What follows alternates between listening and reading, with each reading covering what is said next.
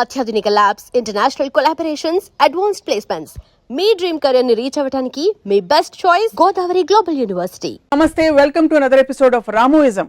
దేవుళ్ళకు కూడా కష్టాలుంటాయి, దేవుళ్ళకు కూడా కథలుంటాయి. ఈ కష్టాలని కథలని బంధించి పురాణాల రూపంలో మనిషికి చెప్పే ప్రయత్నమే పురాణాలు. రామాయణం, మహాభారతంగా అనేక పురాణాలుగా బయటకు వచ్చాయి. ఈ అంశంపై అంటే అనేక వివాదాస్పద ట్వీట్లు చేసి ప్రకటనలు చేసిన రామ్ గోపాల్ వర్మ గారు పురాణాల గురించి, వాటిలోని క్యారెక్టర్స్ గురించి ఏమంటారో ఇవాల్టి రామోయిజం. నమస్కారం. లేటెస్ట్ ట్వీట్ ఏంటి రామ్ గోపాల్ వర్మ గారు? Latest tweet on Ramayanam or Mahabharatam కాన్సెప్ట్లో వినాయక చవితి వచ్చినప్పుడు నేను ఒక సిరీస్ ఆఫ్ ట్వీట్స్ చేశాను. ఏమన్నాను, ఐసిస్, అల్ ఖైదా లాంటి ఒక విపరీత టెర్రరిస్ట్ ఆర్గనైజేషన్లు చేసే ఘోరాల తర్వాత అంతకు మించిన ఘోరం నేను విన్నది, ఒక తండ్రి తన ఇంట్లోకి రానియట్లేదని ఒక కొడుకు తల నరికేశాడు అని నేను పెట్టిన ట్వీట్. ఒకవేళ తన కొడుకు తల నరికి తర్వాత ఏంటి విషయం తెలిసి తన కొడుకే అని తనకి తెలిసి దారేపో ఏనుగు తల నరికేసి ఏనుగు తల పెట్టేశాడు. ఏనుగు తల పెట్టి మనిషి మీద పెట్టే శక్తి ఉన్నప్పుడు తన కొడుకు తలే పెట్టచ్చు కదా, మళ్ళీ ఏనుగు తల ఎందుకు అనేది ఒక ట్వీట్ పెట్టాను. నాకు గణపతి కథ అలా చెప్పారు. ఫస్ట్ శివుడు అనే దేవుడికి తన కొడుకు తనే తెలియదా ఒకటి, అది పక్కన పెడదాం. ఒక చిన్న పిల్లడు లోపలికి రావద్దు అన్నాడు, తను అటాక్ కూడా చేయలేదు. నన్ను రావద్దు అంటావు రా అని తల నరికేస్తే నాకు తెలిసి తాలిబాన్ కూడా చేయలేదు, కానీ మన దేవుడు చేశారు. దాని తర్వాత ఏనుగుని చంపితే ఇప్పుడు WWF అంత గోల్ చేస్తారు, మేము సినిమాలో కుక్కను పెడితే సెన్సార్ వాళ్ళు కుక్కర్ని ఏమన్నా చేశారా అని అడుగుతారు. ఏమి అన్నింపుని తెలియని ఏనుగుని చంపేసి దాని తలను పెట్టారు. ఆ తల ఎందుకు పెట్టాలి, అదో క్వశ్చన్. దాని మీద బాంబేలో ఒక శివసేన ఇలాంటి ఎంఎస్ గ్రూప్ వాళ్ళు ఇలాంటి ట్వీట్లు పెడతాంటే గణపతి అంటే చాలా పెద్ద ఈవెంట్ బాంబేలో. అంటే దాంట్లో ఒక లీడరు ఇప్పుడు మనం గొడవ చేస్తే దీని గురించి దాంట్లో లాజిక్ అంతా బయటికి లాగుతారు, తనకే పబ్లిసిటీ వస్తుంది, వదిలేయండి అని చెప్పాడు. సో నా పాయింట్ ఏంటంటే, అది ఇప్పుడు మనం బ్లైండ్గా ఫాలో అవ్వటానికి ఒక దేవుడికి ఉన్న క్వాలిటీస్, ఆ దేవుడికి ఉన్న ఆ పర్టిక్యులర్ పురాణ పురుషుడికి ఉన్న క్వాలిటీస్ అనేది మనకు చాలా ఇంపార్టెంట్ స్టడీ చేయడం. నేను బ్లాటెంట్గా ఇలాంటి ఆస్పెక్ట్స్ ఉన్నప్పుడు దాన్ని క్వశ్చన్ చేయకుండా కేవలం దేవుడు చేశాడు కాబట్టి వదిలేసాం, తాలిబాన్ చేస్తే, అల్ ఖైదా చేస్తే వాళ్ళని రాక్షసులు అంటాం. ఇది ఒక ఎగ్జాంపుల్. రెండో ఎగ్జాంపుల్, రాముడు వనవాసానికి వెళ్ళిపోయాడు, సీతమ్మ, లక్ష్మణుడు ముగ్గురు వెళ్ళిపోయారు. 14 సంవత్సరాలకి సరిపడా వాళ్ళకి బట్టలు ఆభరణాలు ఇచ్చారు. అవి ఎవరు మోసారని ఒక ట్వీట్ పెట్టారు. రాముడు మోసాడు, సీత మోయదు అంటే లక్ష్మణుడు మోసాడా? ఒకవేళ ఇవ్వకపోతే అవే బట్టలతో 14 సంవత్సరాలు ఉన్నారా? లేకపోతే అడవిలో వేరే బట్టలు ఎక్కడ కొనుక్కున్నారు? లేకపోతే ఆకులను కట్టుకున్నారు? ఇలాంటివి ట్వీట్ చేశారు. అదేంటి, నాకు కించపరచడం కాదు, దాని గురించి జోక్ చేయడం కాదు. ఇలాంటి ఫండమెంటల్ ఎలిమెంట్స్ గురించి నేను సినిమా తీస్తే 1,00,000 రకాల రివ్యూలు రాస్తారు. రామాయణ మహాభారతంలో నేను తీసే అతి చెత్త సినిమాలు కానీ ఎక్కువ లొసుగులు ఉన్నాయని నా ఫీలింగ్. వాటికి ఎవరు ఇంత పూజిస్తారు కానీ రివ్యూస్ రాయరు. నా సినిమాలు ఏమో చూడరు, ఫ్లాప్ చేయిస్తారు. ఆ జలసీ తోటి నా మనసులోంచి వచ్చిన ఒక ఆక్రోషం నుంచి ఆ ట్వీట్స్ వచ్చాయి. ఇక్కడ కార్ ఆన్ చేస్తే అక్కడ డోర్ తీస్తారు, మధ్యలో కార్ ఆగిపోయిందా, పెట్రోల్ పోయించాడా, ఈ డీటెయిల్స్ అని మీరు చూపించారు కదా మీ సినిమాలో. అంటే నా పాయింట్, ఒక ఫాదర్ కొడుకు తల నరికేయటానికి కారు ఆపేశారు, పెట్రోల్, ఎంత చిన్న ఎగ్జాంపుల్, అది సరిపోతుందా? అంటే దానికి దీనికి పోలిస్తే మీ గురించి నాకు అర్థమవుతుంది. ఈ పోలిక కరెక్ట్ అని అనుకుంటే సివియారిటీ ఆఫ్ ద థింగ్, అది కాదు. ఇక్కడ లాజికల్ కార్లు పెట్రోల్ ఉందా లేకుండా వెళ్ళిందా అనేది దాని వలన ఏమి మీకు మారల్ ఆస్పెక్ట్ అనేది ఏమి రాదు. మీకు ఒక స్టోరీలో ఒక లాజిక్ అది.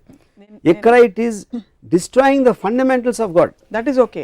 ఐఎమ్ టాకింగ్ అబౌట్ రాముడు బట్టలు మోసాడా, వాళ్ళు ఇస్త్రీ చేసుకున్నారా, గంజి పెట్టి ఇస్త్రీ చేస్తారా, లేకపోతే వాటి ఆ క్వశ్చన్స్ కి ఆన్సర్ గా ఇది కథలో ఓకే. అప్పుడు okay, so okay, I agree, you're right, I'm wrong. So ఇంకో ఎగ్జాంపుల్ ఇస్తాను. కైకేయి పాతకి రాముడిని అడిగి పంపించేస్తుంది, రాముడిని అడిగి భరతుడికి పట్టాభిషేకం.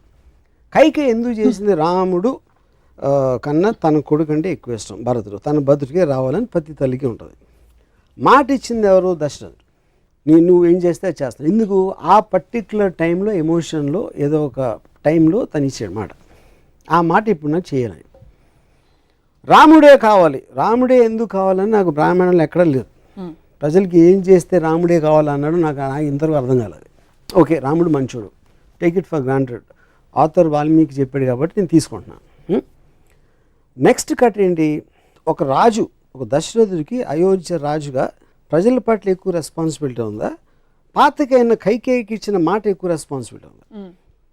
అప్పుడు నాకు రంగనాయకం విశ్వరోక్షణలో ఒక ఎక్స్ట్రాడినరీ పాయింట్ ఏమనిపించిందంటే, కైకే నాకు ఇచ్చిన మాట మీరు నిలబెట్టుకోరు, మాట తప్పితే మోక్షం రాదు అనే భయంతో నా మాటకి విలువిస్తున్నారు.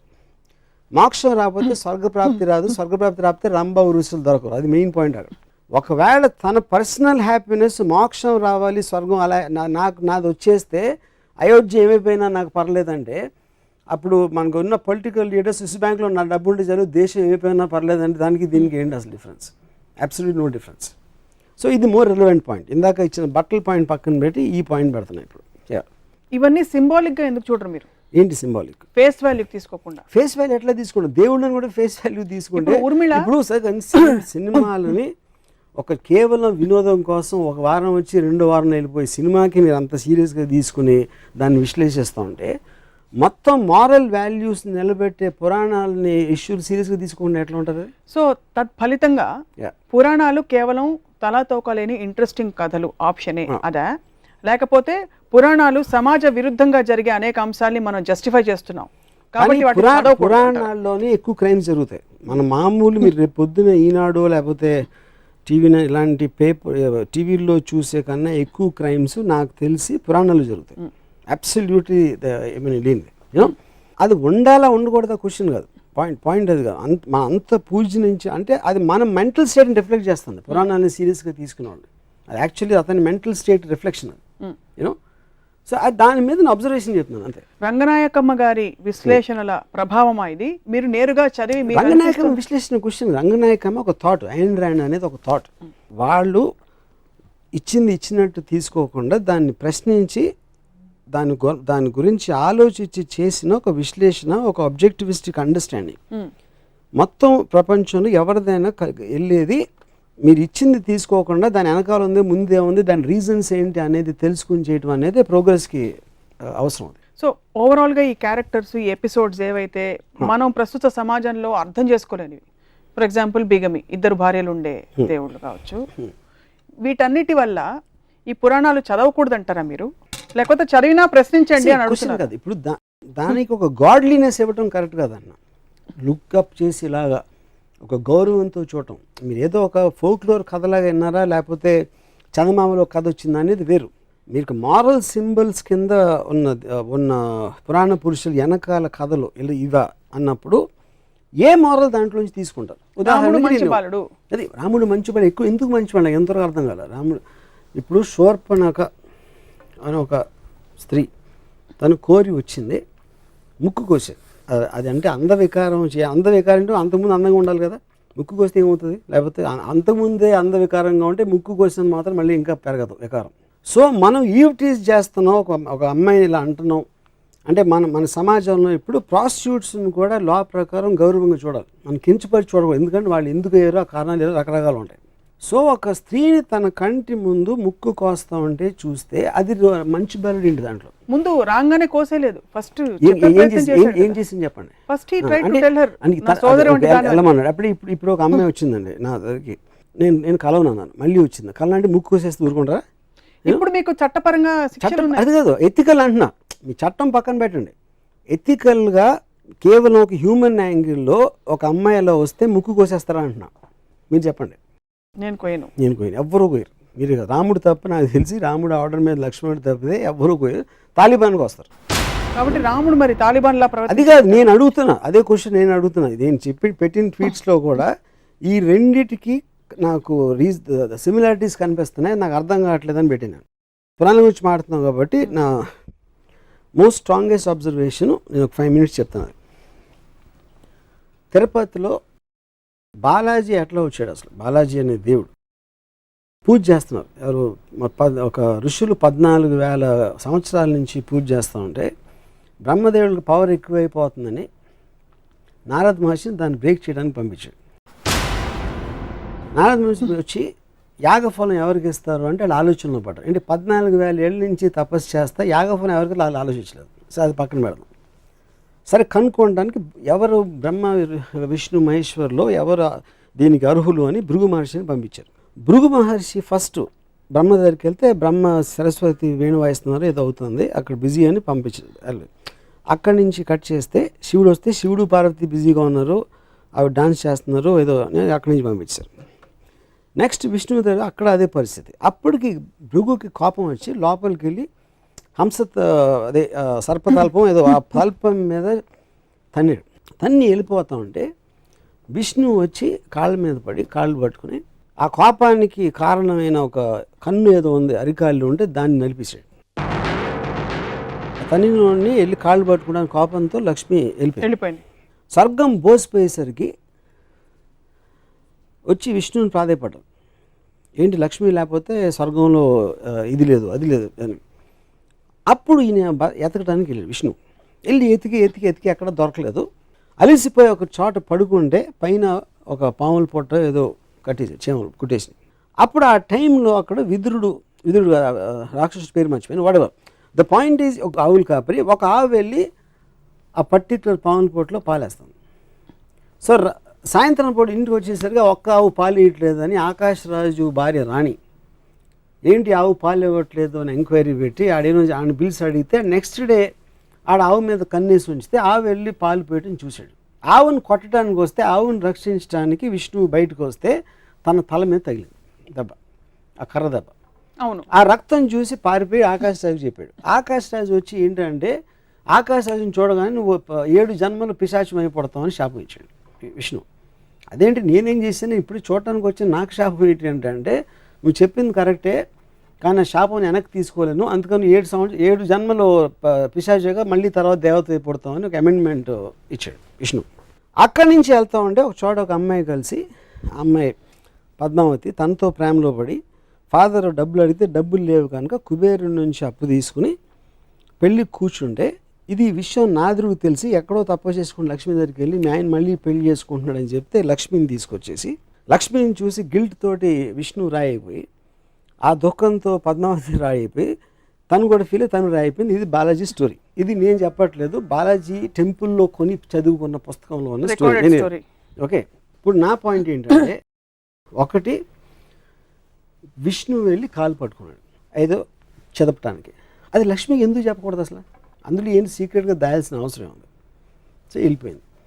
ఈయన ఎప్పుడు ఈ నెల ఇమీడియట్గా భార్య వెళ్ళిపోయిందంటే రూమ్ నుంచి బయటకు వెళ్ళిందా అక్కడి నుంచి దూకేసిందా ఏంటి నాకు ఎగ్జిట్ ఆర్ నాకు అర్థం కాదు. ఓకే, వీళ్ళు వచ్చి స్వర్గం అంతా బోసిపోయింది లక్ష్మీదేవిని తీసుకురావాలని ఎంక్వైరీ అని రిక్వెస్ట్ మీద తను వెళ్తున్నాడు కానీ తనలోంచి వచ్చింది కాదు. ఒకటి వచ్చి మొత్తం అంత ఎత్తికాడు కనపడక పడుకున్నాడు. నారదుడికి మాత్రం ఒక నిమిషంలో తెలిసింది ఎక్కడ ఉన్నాడు అని. మన పాత సినిమాలు 70s సినిమాల్లో ఉంటాయి ఇలాంటి స్టోరీస్ అని.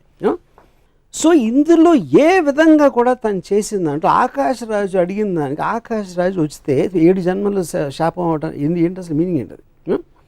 అక్కడి నుంచి పద్మావతి అంటే ఉన్న భార్య తప్పిపోయింది లేకపోతే కనపడలేదు అలాంటి ఎలిమెంట్లో వెళ్ళి పద్మావతితో లవ్లో పడి కట్నం కోసం డబ్బులు అడిగి మనమే అంటే అలాంటి స్టోరీ అంత పూజించదగిన దేవుడికి ప్రపంచంలో ఎక్కడైనా ఉంటుందని నాకు డౌట్, ఎక్కడ తప్ప యూనో.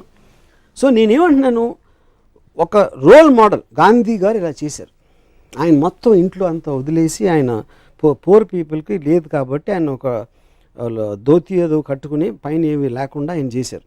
ఇంకో ఫలానా లీడర్ ఏదో చేశాడు, ఇంకోటి ఎవరు ఏదో చేశారు. ఇలా రోల్ మోడల్స్ అనేవి వాళ్ళు చేసినట్టు మనం చేయాలి, మనం కూడా అంత ఎత్తుకు ఎదగడానికి ట్రై చేయాలి అనేది రోల్ మోడల్. అది పురాణ పురుషుడు అవ్వచ్చు, లేకపోతే పొలిటికల్ లీడర్ అవ్వచ్చు, లేకపోతే ఒక ప్రజానాయకుడు వాటెవర్ రిబెల్ లీడర్ అవ్వచ్చు. ఏ మాత్రం అసలు రోల్ మోడల్గా సృష్టించడానికి అనేది లేని వాళ్ళని నేను ఇక్కడే చూశాను. ఇది కేవలం హిందూ పురాణాలేనా అన్ని మతాల పురాణాలు? నాకు తెలిసిన పురాణాలు హిందూ తప్పితే నేను ఎక్కడ చూడలేదు.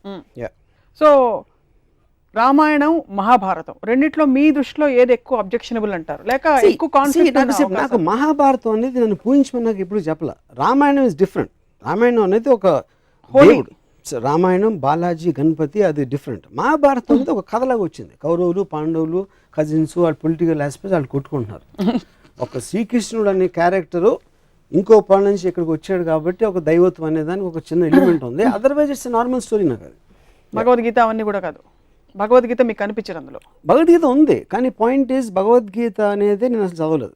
మహాభారతం మొత్తం మిగతా అంతటితో చూస్తే అది ఒకటే non interesting So, me part. disappointment I know what Bhagavad Gita is about. Me disappointment అంతా ఇంత పెద్ద పెద్ద దేవుళ్ళకి పురాణ పురుషులు అనేది రోల్ మోడల్స్, వాళ్ళకి ఆ క్వాలిటీస్ ఉన్నాయా లేదా అని నా క్వశ్చన్. ఎలాంటి క్వాలిటీస్ ఉండాలి ఇప్పుడు చెప్పాను కదా. అంటే మీరు చెప్పినవి ఇవన్నీ అంటే వాళ్ళకి they should be superior human beings, that is what the whole వాళ్ళు పాయింట్. మనిషిలా ప్రవర్తించకూడదు, రివెంజ్ ఉండకూడదు, కోపం అది కదండి రాకూడదు. మీరు పూజించి ఫోటో పెట్టుకునేది ఎవరు అంటే ఇవాళ టైంలో గాంధీ గారు చెప్తాను. గాంధీ గారు నేను 100 చెప్తాను ఇప్పుడే కూర్చుని. ఆయన ఏమేమి చేశారు, ఎంత మహానుభావుడు అని. I can't say the same. Balaji గురించి నేను చెప్పలేను, గణపతి గురించి చెప్పలేను, రాముడి గురించి చెప్పలేను. ఇప్పుడు మీరు ఇంత వివాదాస్పద వ్యాఖ్యలు ఖచ్చితంగా కాంట్రవర్షియల్ స్టేట్మెంట్స్ అని మీరు చెప్తున్నవి, ఎవరి సెంటిమెంట్స్ హర్ట్ అవుతాయని అనుకోరా? హర్ట్ అవుట్ అండి. ఎక్స్ప్రెషన్ చెప్తాను. నేను అడిగిన ఒక లాజికల్ క్వశ్చన్, అది చాలా లాజికల్ క్వశ్చన్ నేను అడుగుతున్నాను. దానికి answer I also want to hear. I'm very curious to hear. నమ్మే భక్తులకి డీటెయిల్స్ అనే అవసరం లేదు, వాళ్ళకి అవసరం లేదు, వాళ్ళు చేయకూడదు నేను చెప్పట్లా. నేను ఒక స్వతంత్ర పౌరుడుగా నాలోంచి వచ్చిన ఒక డౌట్ని ఎక్స్ప్రెస్ చేస్తున్నాను అంతే. ఇప్పుడు ఎలా అయితే మీరు డౌట్లు ఎక్స్ప్రెస్ చేస్తున్నారో స్వతంత్ర పౌరుడిగా, ఆబ్జెక్టివ్ సోషియో సైంటిస్ట్గా, పురాణాల్లో ఉండే మంచి విషయాలు ఏమైనా తెలుసుకున్నారా? అంటే is there anything that inspires you in the Puranas, any character? నేను చదివినంత నాకు ఎక్కడ కనపడలేదు. ఎక్కడ అంటే ఏంటి, బాగుండాలి, అందరినీ బాగా చూసుకోవాలి, భార్యని సతీమణి అని చూసుకోవాలి, భార్య ఏంటి లేకపోతే తమ్ముడు అన్నయ్యను కొలవాలి, అలాంటి ఏమంటుందని ఏబిసిడీలు చిన్నప్పుడు హ్యాండ్ రైటింగ్ బుక్స్లో ఉండే అడ్వైజులు అయ్యే అనుకుంటే ఓకే, అవేవి మిమ్మల్ని కానీ అవి ఉన్నాయి.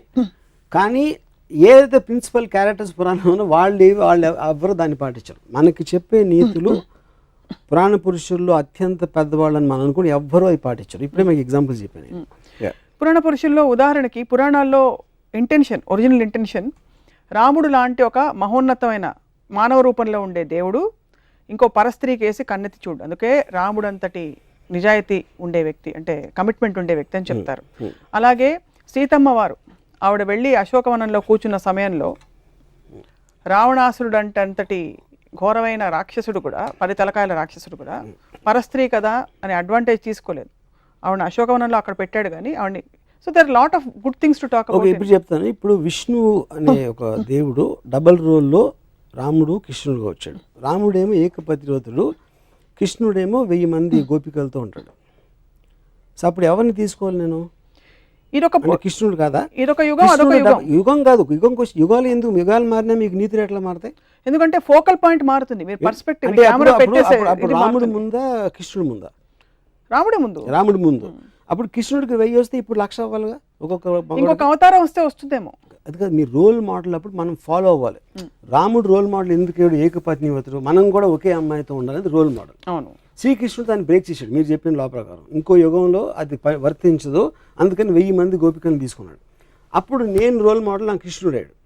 ఇప్పుడు ఇంకా అడ్వాన్స్ అయింది కాబట్టి ఇప్పుడు 1,00,000 గోపికలు అవుతావు, మళ్ళీ వెనక్కి వెళ్తామా? శ్రీకృష్ణుడు మీకు రోల్ మోడల్ అయినప్పటికీ శ్రీకృష్ణుడు స్వచ్ఛమైన ప్రేమ, ప్యూర్ లవ్ గురించి చెప్తున్నాను. Pure love, it is an embodiment of pure love. శ్రీకృష్ణుడి గురించి మనకి తెలిసింది, he was an embodiment of pure love. నెమలి పింఛం అనేది ఎందుకు పెట్టుకుంటారంటే it is an embodiment of pure love, which is but he can share that love with 1,000 girls. అది point. 1,000 girls, which is not sexual in connotation necessarily. అంటే అందరిని పూజిస్తాడా కూర్చుని? అది తెలీదు, but this is what we no. నెమలి పింఛం అన్నది కూడా సంకేతం. నెమలి పింఛం అని పక్కన పెట్టిన అది డ్రెస్, అది ఇప్పుడు ఇవాళ క్యాప్ వేసుకున్నట్టు అప్పుడు నెమలి పింఛం వేసుకుంటారు. దానికని ఎక్కువ ఇంపార్టెన్స్ ఇవ్వద్దు. తను చేసే పని చెప్పండి నాకు, ఏం డ్రెస్ అనేది మన costume is not the point. సీన్లో కంటెంట్ అనేది పాయింట్. అక్కడ సీన్లో కంటెంట్లో విష్ణు అవతారమే రాముడు, విష్ణు అవతారం. రాముడు ఏకపత్ని భక్తుడు అని చెప్పినప్పుడు తను ఇంకో రోల్ వేసినప్పుడు మొత్తం ఆపోజిట్లో వేస్తే దానికి వ్యాలిడిటీ ఏంటని అడుగుతున్నాను. కాబట్టి రెండింటికి వ్యాలిడిటీ లేదంటారా? ఒకటి తీసుకుంటారు. క్వశ్చన్ అది కాదు. రోల్ అంటే ఇప్పుడు రాముడు అది ఒక్కటి చేసి ఉండొచ్చు, దానికి ఆపోజిట్గా 10 చేశారు దాంట్లోనే, రామాయణంలోనే నాకు చెప్పాను. అన్ని మతాల దేవుళ్ళని లేక పురాణాలని మీరు ఎప్పుడు స్టడీ చేయాలన్న ఉత్సుకత మీకు కలగలేదు? స్టడీ చేయడం మామూలుగా, ఇప్పుడు నేను ఎక్స్పర్ట్ని కాదు పురాణాల్లోని, లేకపోతే బుక్స్ రాసేసి మన కల్పవృక్షం విశ్వనాథ్ సత్యనారాయణ గారు, I'm not an expert on that. నేను ఒక మామూలు జనంలాగా నాకు తెలిసిన, అంటే నాకు బాలాజీ టెంపుల్లో నుంచిన వాళ్ళు కన్నా నాకు ఎక్కువ తెలుసు, గణపతి టెంపుల్, సిద్ధి వినాయక్ ఇక్కడికి వెళ్ళిన వాళ్ళు నాకన్నా ఎక్కువ తెలుసు, రెగ్యులర్గా టెంపుల్కి వెళ్ళే వాళ్ళు కన్నా నాకు ఎక్కువ నాలెడ్జ్ డెఫినెట్గా. నేను ఎక్స్పర్ట్ అవ్వకపోవచ్చు దాంట్లో. సో నేను మామూలు ఒక జనం ప్రతినిధిగా పురాణాల మీద నాకు వచ్చిన డౌట్ ఎక్స్ప్రెస్ చేస్తున్నాను అంతే. దీనివల్ల భక్తులు యాక్చువల్గా మారాలని కానీ ఎంత డీప్గా వెళ్తే మీకు అంత పోతుంది ఇంప్రెషన్. అది నేను గమనించింది. ఎక్కువ డీప్ గా అందుకే భక్తులు డీప్ గా వెళ్ళరేమో. కల్పవృక్షంలో మొత్తం డిస్క్రిప్షను సీత సెక్షువాలిటీ మీద ఉంటుంది. అది నాకు రామాయణ స్టేషన్ చదివే వరకు తెలియదు నాకు, ఎందుకంటే నేను అలాంటి లాంగ్వేజ్ నేను చదవను కాబట్టి. ఇలాంటి కాళ్ళు గల సీత, అలా సీతని తను చూసాడంటే అది శృంగారం అనొచ్చు, మీరు ఏదైనా ఆస్పెక్ట్ అవ్వచ్చు, కానీ అది మనం నార్మల్ ఆస్పెక్ట్లో రామాయణాన్ని ఎప్పుడు అలా చూడం. కానీ అది రాసింది విశ్వనాథ సత్యనారాయణ గారు, వాట్ ఎవర్ ఐ మీన్, అది ఎలిమెంట్. అది రాయకూడదని నేను ఆర్గ్యూ చేయట్లేదు. వాట్ ఈజ్ మనకి ఇది వస్తుంది, ఇలాంటిది మనం ఇలా చూడకూడదు అనేది ఇష్యూని మనం పక్కన పెట్టేసి మిగతాదంతా మాట్లాడతాం. సో అప్పుడు మనం ఏంటి క్యారెక్టర్, రాముడు మహా గొప్ప రాజు, అయోధ్య ప్రజలంతా పూజించేవాడు, ఏకపత్ని వ్రతుడు, ఇది అది అని క్వాలిటీస్ అన్ని. ఆ క్వాలిటీస్తో ఉన్న వేరే వైపు మీరు యాక్చువల్గా రామాయణ ఇన్సిడెంట్లు చూస్తే దానికి దీనికి సంబంధమే ఉంటుంది. మామూలుగా చాలా జూమ్ అవుట్ మోడ్లో ఉండే రామ్ గోపాల్ వర్మ గారు ఈ పురాణాల వరకు మాత్రం కొంచెం జూమ్ ఇన్ గా చూస్తున్నారా అని ఒక డౌట్ కలుగు. జూమ్ ఇన్ గా చూడాలి, ఎందుకంటే రోల్ మోడల్ కింద వచ్చినాయి పురాణ పురుషులు. అంటే సినిమా కథ కాదు, లేకపోతే మ్యాగజైన్లో వచ్చే స్వాతి మ్యాగజైన్లో వచ్చే కథ కాదు.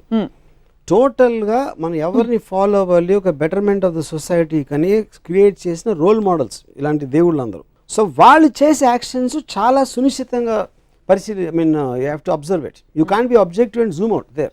You have to be subjective and observe them very closely exactly the actions, because ఆ ప్యాటర్న్ అనేది వేరే వాళ్ళు ఫాలో అవ్వాలి లెక్క ప్రకారం. అంటే పురాణాలు నిజంగా జరిగాయి, ఇవి రియల్ అని అనడానికి కానీ, అంటే రియల్ అన్రియల్ అని మీరు ఎప్పుడు డిబేట్ చేయలేదు, బట్ సంకేతాలు చాలా ఉన్నాయి. పుష్పక విమానం ఇప్పుడు ఏరోప్లేన్ గా ట్రాన్స్లేట్ అయింది. బహుశా అక్కడి నుంచి ఐడియాస్ వచ్చాయేమో. పుష్పక విమానం ఫస్ట్ టైము మనమే ఇన్వెంట్ చేసాం. ఎందుకు చేసాం, ఎవరో రాశారు అది.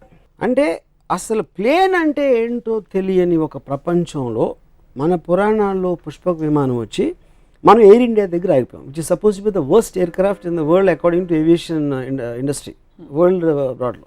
అంటే పుష్పక విమానం అంతా జీనియస్తో స్టార్ట్ అయ్యి ఎయిర్ ఇండియా దగ్గర ఆగిపోవడానికి కారణం ఏంటి? ఎందుకంటే ఎయిర్ ఇండియా అనేది ప్రాక్టికల్ అప్లికెన్స్, పుష్పక విమానం అనేది ఒక రచయిత ఊహ, అది లేదు అప్పుడు. సో మనం ఇన్ని సంవత్సరాలు, అంటే ఇన్ని థౌజండ్స్ ఆఫ్ ఇయర్స్ ట్రెడిషన్ ఉండి, ఆ సివిలైజేషన్స్ ఉండి, అది ఉండి మనం అసలు ఏమి ట్రెడిషను, అసలు దాని కల్చర్ హిస్టరీ లేని అమెరికా ఎంబసీ బయట మన లైన్స్ ఉంటాయి, వాళ్ళ ఇండియన్ ఎంబసీ అనక బయట అమెరికన్ లైన్స్ ఉండవు. సో అదొక్కటే ఎందుకు అమెరికాలో పుష్పక విమానానికి 100 రెట్లు, మన బ్రహ్మాస్త్రానికి 100 రెట్లు అటామిక్ బాంబ్, హైడ్రోజన్ బాంబ్స్ వాళ్ళు కనిపెట్టారు, మనం కనిపెట్టలేదు. మనం కనిపెట్టాలనుకున్న ఊహలన్నీ మన పేపర్ మీద రాతల్లో మిగిలిపోయినాయి. వాళ్ళు చేసిన తర్వాత వాళ్ళ టెక్నాలజీ అద్దెకి తెచ్చుకునో లేకపోతే బతిమాలో తీసుకొచ్చి మన ఒకటే అరా ఉన్నాయి మన దగ్గర. సో మనం కేవలం చెప్తాం, వాళ్ళు చేస్తారు, అది డిఫరెన్స్. రాముడు, కృష్ణుడు వీళ్ళెవరూ మీకు రోల్ మోడల్స్గా పురుషులుగా అలా కనిపించారు, ఉత్తమ పురుషులుగా. అంటే కృష్ణుడు బెటర్, కృష్ణుడు కొంచెం బెటర్, ఎందుకంటే చాలా మంది గోపికలు కొంచెం రియలిస్టిక్ గా ఉంది. గోపికలు అబద్ధాలు చెప్తాడు, మ్యానిపులేట్ చేస్తారు, నేను ముందు ఆయన చూసాను నేను చూడలేదు, ఇలాంటి అట్లీస్ట్ ఎంటర్టైనింగ్ ఆస్పెక్ట్ ఉంటుంది, కొంచెం మనిషికి దగ్గరగా ఉంటాడు కృష్ణుడు బెటర్ అంటారు రాముడు కంటే.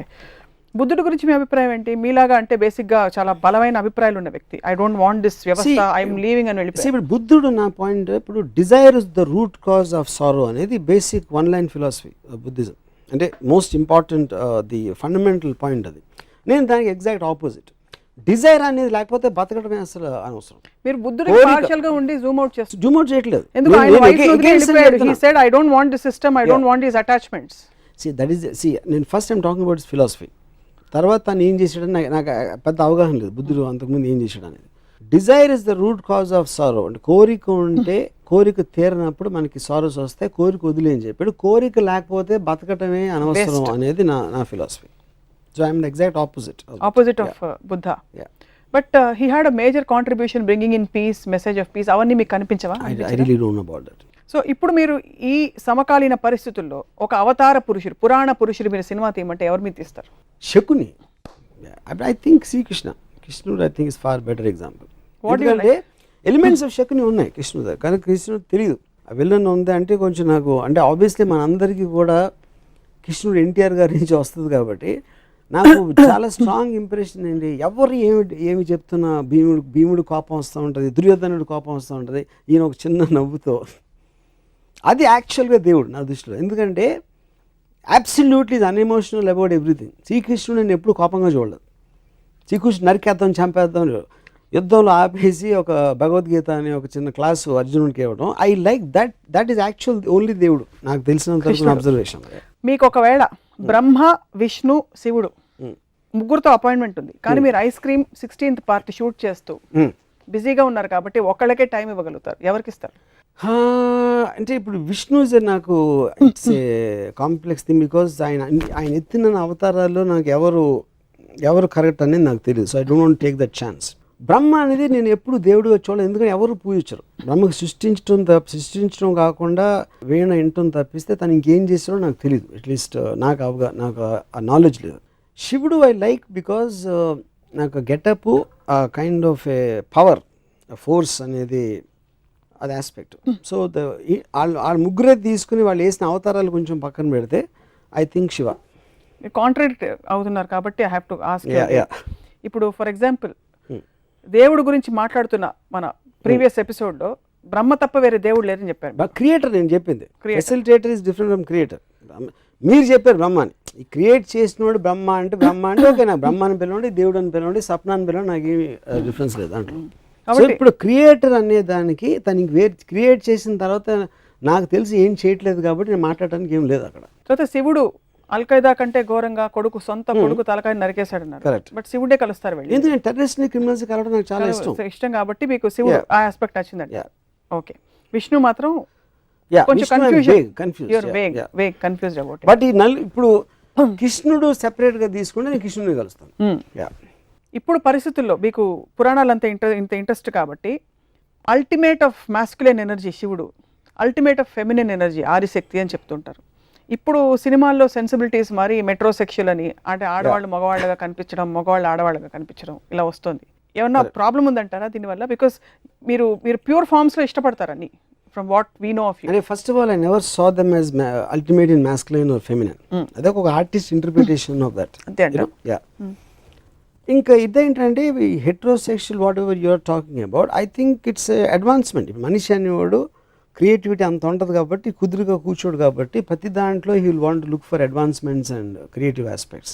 అలా వచ్చింది అది ఇంకా జరుగుతూనే ఉంటుంది. సో మీరు సినిమా తీస్తే will it be on Ramayana or Mahabharata? Definitely Mahabharata. Because more characters, more I mean connectivity and క్యారెక్టర్స్లో చాలా ఏమంటుందని గ్రేనెస్ ఉంది. రామాయణంలో రైటర్ కంప్లీట్లీ రాముడి సైడ్ తీసుకుని ఈ just putting all the other characters, ఈడు మంచి ఆడు చెడు ఇద్దరిని డిఫైన్ చేయట్లేదు. అంటే నాకు రావణాసురుడు ఇప్పటి వరకు ఈ శూర్పణఖ ఇష్యూ వచ్చిన తర్వాత అంతకుముందు లంక ప్రజలు రావణాసురుడితో హ్యాపీయా కాదా అనేది నాకు ఇంతవరకు అర్థం కాదు. అంటే అమెరికా వచ్చి ఫ్రీడమ్ ఇప్పేస్తుందా లేకపోతే దండయాత్రగా వస్తుందా తెలియదు. సో లంక ప్రజలకి లంకేశ్వరుడు అయితే ఇష్టమైతే అప్పుడు రావణాసురుడు ఎందుకు చెడ్డాడు?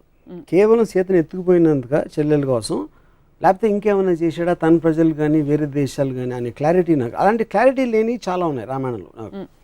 అందుకని I have not connected to that. But Mahabharatam very much I'm connected because it all related to normal people. చిన్నప్పుడు మీకు ఎవరైనా పురాణ గాథలు, పెద్దవాళ్ళు కథలు చెప్తుంటారు ఇంట్లో, మిమ్మల్ని నిద్రపుచ్చుతో చెప్పడం, ఇంట్లో అమ్మమ్మ కానీ నాయనమ్మ గారి అలా ఆంట్స్ కానీ ఏమైనా చేశారా? లేక మీరు మై గ్రాండ్ మదర్ ఇందాక చెప్పాను కదా ఏదో ఎపిసోడ్లో రామాయణం గురించి she used to keep on telling me. Ramayanam గురించి చెప్పేవారు, రామకోట రాసేవారని చెప్పారు. ఆవిడ చెప్పేవారు రామాయణం గురించి. రామాయణం కథ ఆవిడ దగ్గర విన్నారు. విని ఎందుకు నేర్చుకోకూడదో తెలుసుకున్నాను. దశావతారాలు 10 ఉన్నాయి, 11వ ఉంటే ఎవరు అవుతారు? 11వ సపోజ్ దశావతారాల తర్వాత ఇంకొక అవతారం ఉంటే ఎలా ఉంటుంది అనుకుంటున్నారు? Maybe NTR the human being. NT రామావతారం. నాకు అందరి దేవుళ్ళు కానీ ఎక్కువ ఎన్టీఆర్ కనెక్ట్ అయ్యాను. ఆయన చేసిన మూలానో వాట్ ఎవర్ మూలన, even as a political person, as a politician, as a human being. As a human being I felt that he has far more better qualities than Rama and Krishna, original Rama and Krishna. Like for example, everything, like the way he speaks or the way he comes across, whatever it is. పురాణాలు కేవలం ఇది role models అంత hype లేకపోతే, కేవలం కథల్ని వాస్తవాలుగా చూడగలిగితే వాటికి తావు ఉందని మీరు అనుకుంటున్నారు? అలాంటి స్టోరీస్ పురాణాలకి దేవుడు కనెక్షను లేకపోతే ఏముంటుందని ఒక లార్జర్ దెన్ లైఫ్ ఆస్పెక్ట్, దైవత్వం లేని ఆస్పెక్ట్లో కేవలం కథలుగా వస్తే నాకు తెలిసి బి గ్రేడ్ సినిమా ప్రొడ్యూసర్ కూడా దాన్ని యాక్సెప్ట్ చేయడు. అంత లాజిక్ లేని అబ్సల్యూట్ క్లారిటీ లేని కథలని. ఇప్పుడు ఫర్ ఎగ్జాంపుల్ ఈ ఎపిసోడ్ చూసిన తర్వాత విశ్వ హిందూ పరిషత్ వాళ్ళు వచ్చి మీ మీద దండయాత్రకు వచ్చి మిమ్మల్ని మీతో ఒక డిబేట్కి రెడీ అంటే మీరు రెడీయా? ఇప్పుడు విశ్వ హిందూ పరిషత్ ఎవరు నాకు తెలియదు. ఫస్ట్ ఆఫ్ ఆల్ నా పాయింట్ ఎవరైనా కానీ ఇప్పుడు నేను ఇందాక ఒకటి చెప్పాను, నేను I don't claim to be an expert on Ramayanam. నేను ఒక మామూలుడికి ఆ పురాణాల గురించి ఎంత తెలుసు నాకు అంతే తెలుసు. దాని గురించి నేను మాట్లాడుతున్నాను. అప్పుడు దానికి ఎక్స్ప్లెనేషన్ చేస్తా నీకు అర్థం అవ్వంది ఏంటంటే శివుడు తన కొడుకుని ఎందుకు చంపాడు, తల నరికి ఏనుగు తల ఎందుకు పెట్టాడు, తన కొడుకు తల ఎందుకు పెట్టలేకపోయాడు అనే దానికి ఎక్స్ప్లెనేషన్ నాకు ఇస్తే I will very happily listen. I will be very glad. I might go and join Hindu Parishad. You will go and join అవుతా. నాకు సాటిస్ఫాక్టరీ ఆన్సర్ ఇస్తాయి. సేమ్ థింగ్ అయోధ్యను వదిలేసి ఉట్టి ఎవరో ఒక పాతకి కైకేకి ఇచ్చిన వాటికి రాముడిని పంపేసి అంత ఇర్రెస్పాన్సిబిలిటీతో ఒక కింగ్ ఉంటే దాన్ని అది కరెక్టే తను చేసిన ఎక్స్ప్లెనేషన్ ఇస్తే నేను బిహెచ్పిలో చేస్తాను. కృష్ణుడు most intriguing character, most interesting character for you. Three characters, who is the most interesting character for you in the Puranas? I really doubt any three character has ever been given importance. Always under the feudalistic as society lo rasina book kabatti they're always relegated to the background. నేను ఎప్పుడు ఏ character కూడా అంటే మహాభారతంలో to extent జరిగి ఉండొచ్చు అది, but నేను రామాయణంలో మాత్రం అసలు గుర్తు కూడా. రిమోట్ కంట్రోల్స్ అని స్త్రీల దగ్గర ఉన్నాయి, కైకే దగ్గర ఉంది ఒక పక్క, సీతమ్మ వారి వల్లే మొత్తం అసలు రామాయణం అంటే అది ఇన్స్టిగేటర్ ఆస్పెక్ట్ కి మూవ్ చేసిన దానికి ఒక మనం రోల్ మోడల్స్ గురించి మాట్లాడతాం. రోల్ మోడల్స్ అనే దగ్గర స్త్రీలు ఎప్పుడు నాకు ఎక్కడ కనపడలేదు. సీతమ్మ వారి సహనానికి ప్రతీక, భూదేవ్ అంతటి సహనం సీతమ్మ వారిది. ఎలాగా అంటే అప్పుడు ఏంటంటే దాన్ని రాసింది నేను ఏం చేసినా పడి ఉండాలి అని మగోడు ఒక స్త్రీని నొక్కి పట్టించడానికి ఒక సీతమ్మ వారి ఒక ఎగ్జాంపుల్ ఇచ్చి ట్రై చేశారు ఫ్యూడల్ కైండ్లో. I think that is what it is. So it's not relevant now. It is not relevant. It should not be relevant. What should he she have ఇప్పుడు నాకు ఒక normal average Indian housewife she behaves like Sita. I think it is slavery. It is slavery. ఏం చేస్తున్నట్టారు ఇప్పుడు modern Ramayanam జరుగుతుంది, తను ఊరుకోదు ఇలా చేస్తే. ఎవరైనా ఎత్తుకుపోయారండి. ఇప్పుడు ఏ స్త్రీ అయినా వచ్చేసి అడవికి వెళ్ళిపోతే అని భార్య మీరు వెళ్ళిపోతే నేను వచ్చేస్తాను వెనకాలంటదా? ఎందుకు మీరు అడగాలని ప్రవోక్ చేస్తుంది కదా ఎవరైనా. అంటే అప్పుడు ప్రవోక్ చేయకపోతే పతివ్రత కదా. ఏ ఇంట్లో కూడా మన కుటుంబం మనది మనం చూసుకోవాలి ఎవరైనా సరే అనేది ఒక థర్డ్ అబ్జర్వేషన్ ఇవ్వడం అనేది ఏ భార్యకైనా తన రెస్పాన్సిబిలిటీ. అంతేగాని భర్త ఎవరిదో మాట వినేసాడని తను వెనక నోరు మూసుకుని వెళ్ళిపోయి ఒక బొమ్మలా ఉంటే there is no personality in that person. అది మోడర్న్ ఇప్పటి రోజుల్లో వాట్ ఎవర్. కానీ అక్కడి నుంచి మనం ఇక్కడికి వచ్చాం కదా రోల్ మోడల్ అంటే. ఎందుకంటే with time and with we understood it is wrong. So in brief these characters from the Puranas are not relevant in these days and even they don't even make great stories. They were never relevant. అదేదో books లో మనం మాట్లాడి భజన చేసుకోవడానికి ఉంటుంది. Practically you cannot apply and they never applied also. ఏ స్త్రీ కూడా సీతను రోల్ మోడల్గా తీసుకోలేదు 100%. ఐఎమ్ షూర్ సీతని పూజించవచ్చు బ్లైండ్గా ఏం అర్థం చేసుకోకుండా. కానీ ఇంటికి వచ్చి సీతలా ఉండడం మాత్రం జరగదు. సీతమ్మ వారిని రాముడితో పాటు రాముడి పత్నిగా పూజిస్తారు, విడిగా ఎవరు పూజించారు. ఫస్ట్ ఆఫ్ ఆల్ మీరు అన్నది రైటే. సో ఎనీ అదర్ క్యారెక్టర్ మహాభారతంలో ఎవరు మీకు అసలు? Nothing comes to my mind. Nothing comes to your mind. So it was always a male dominated. Yeah, because it is written in feudalist times. Yeah, which is not relevant in democracy. నిజంగానే అవతార పురుషులు అంటారు, అవతార స్త్రీలను ఎందుకు అనరు?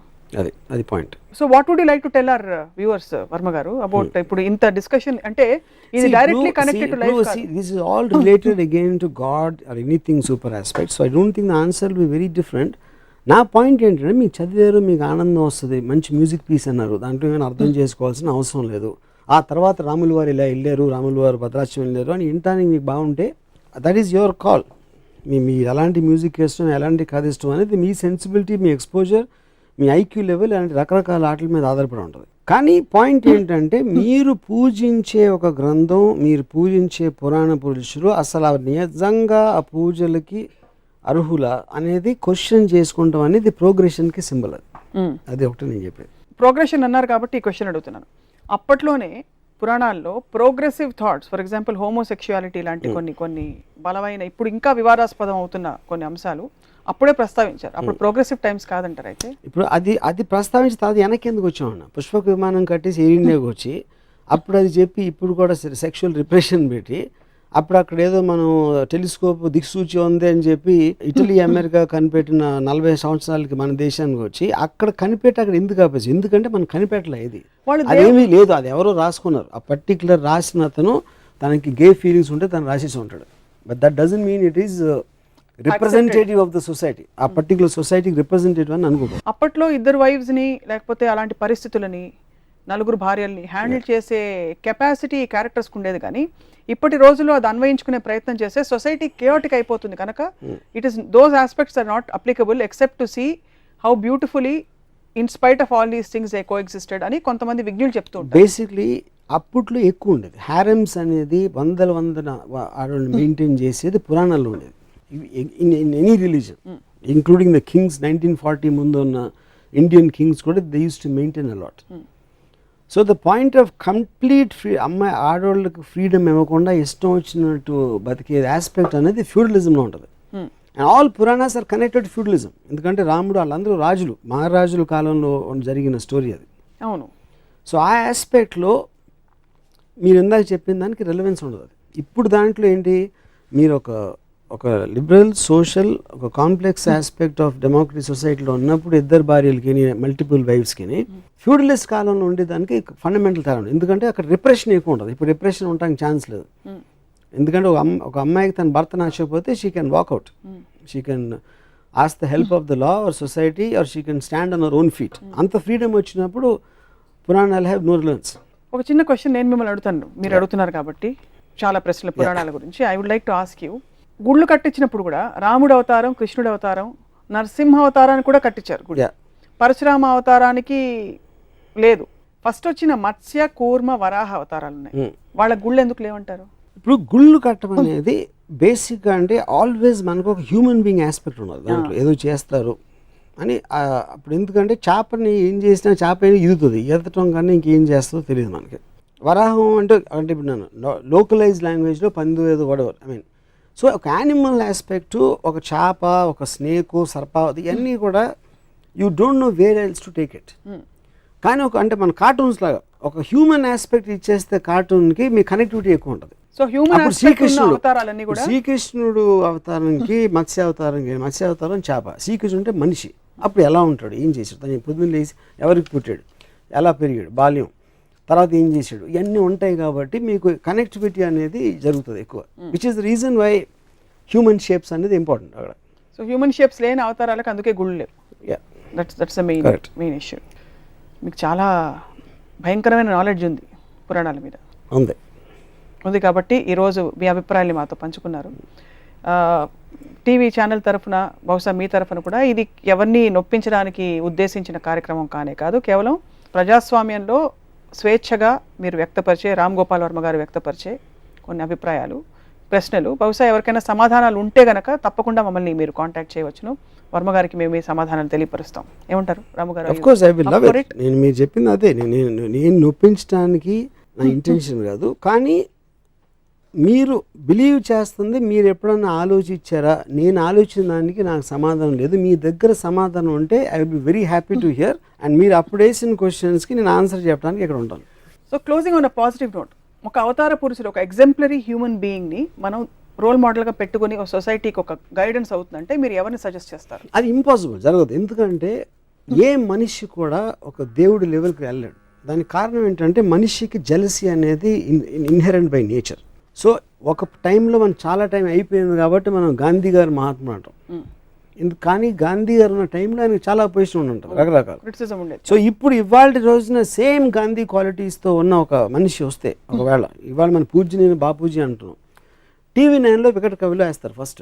వికట కవిలో వచ్చిన తర్వాత ఎవరు లీడర్ అవ్వలేరు దాని తర్వాత. సో మనిషికి ఇంకొక మనిషి మీద రెస్పెక్ట్ ఉండటం అనేది జరగదు, ఇంపాసిబుల్. అది ఫేజెస్లో, షార్ట్ పీరియడ్స్ జరుగుతుంది. అందుకని గురువులు అంటే అది రిలీజన్ కనెక్టెడ్. దేవుడు మనిషి కాబట్టి సస్టైన్ అవుతారు. ఎప్పటి వరకు స్కాండల్ వచ్చే వరకు. నిత్యానంద స్వామి కన్నడ భాషలు చూశాడు, లేకపోతే ఆసారాం బాపు ఎక్కడో అలాంటి ఒక హ్యూమన్ థింగ్ చేసినంత వరకు వాళ్ళ దృష్టిలో దైవం తర్వాత వాళ్ళే, లేకపోతే వాళ్ళు కూడా దేవుళ్ళే. సో దేవుడు అనేది, పురాణ పురుషుడు అనేది దానికి ఇంపార్టెంట్. ఎందుకంటే మీకు ఒక లార్జర్ దెన్ లైఫ్ ఒక రోల్ మోడల్ అవసరం. అండ్ అది మనమే సృష్టించుకుంటున్నాం. దేవుడు సృష్టించాడు, మనం సృష్టిస్తున్నాం దేవుడిని మన అవసరం కోసం. Although it's not relevant to the discussion we had. పురాణాలు జరిగాయని మీరు నమ్ముతున్నారా? నేను నమ్మను. ఎందుకంటే అంత లాజిక్ లేనిది రేషనల్గా జరగడం కష్టం, ఇంపాసిబుల్ అది. ఎందుకంటే నేను వాళ్ళు రాసిన పురాణం బట్టి చెప్తున్నా. ఎన్ని సంకేతాలు ఉన్నా, శ్రీలంక బ్రిడ్జ్ కనిపించినా, ఇంకోటి కనిపించినా, శ్రీలంక బ్రిడ్జ్ మనం చెప్తున్నాం. మన ఇండియాలో ఏంటంటే ఏది కనిపించినా నాదే అని చెప్తాం. రామజన్మభూమి అది ఇది అని కొట్టుకుంటున్నారు. అదే చెప్తారు, ఎవరు చెప్తున్నారు? నా పాయింట్ చెప్తున్నారు. ఇందాక చెప్పాను కదా, పుష్ప విమానం కనిపెట్టాను, అక్కడ ఎక్కడికి వెళ్ళిపోయింది, వచ్చిన తర్వాత ఎందుకు వెళ్ళిపోయింది అనేది నా ప్రశ్న. So you don't even believe. మీరు త్రేతాయుగంలోనో ద్వాపరయుగంలో ఎక్కడో పుష్పక విమానం ఒకవేళ తయారు చేసి ఉంటే అది ఉండలేదు, ఏమైపోయింది, ఆ థాట్ ఎక్కడికి వెళ్ళిపోయింది ఒకటి. పెట్రోల్ లేకుండా నడిచేది అది. కానీ ఎందుకు వెళ్ళిపోయింది, ఎక్కడికి వెళ్ళిపోయింది అది? అప్పుడు మళ్ళీ రైట్ బ్రదర్స్ 1910లో ప్లేన్ చేసిన తర్వాత మనం 1940లో అడుక్కుని ఒక చిన్న ప్లేన్ తెచ్చుకున్నాం. పుష్పక విమానం తెలివి మనకి అన్ని వేల సంవత్సరాల క్రితం ఉంటే మధ్యలో ఎక్కడికి వెళ్ళిపోయిందో తెలివి అంటున్నా.